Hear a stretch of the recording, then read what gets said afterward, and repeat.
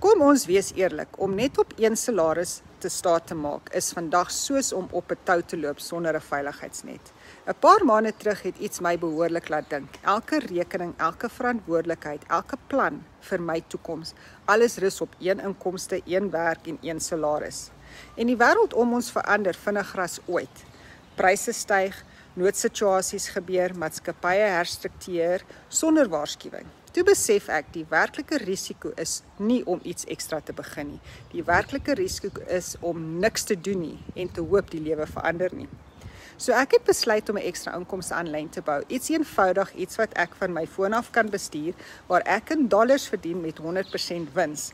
Nie om my werk te vervang nie, maar om my toekoms te beskerm. Wanneer jy meer as een inkomste het, hou jy op leef met die vrees van wat as. En jy begin leef met die sekerheid van ek is gedek. Dit gaan nie oor vinnig ryk word nie, dit gaan oor veiligheid, opsies, vryheid, lank voordat jy dit nodig het. As jy wil ophou staat maak op net een inkomste, kommentaar info, dan stuur ek vir jou die blueprint vandag.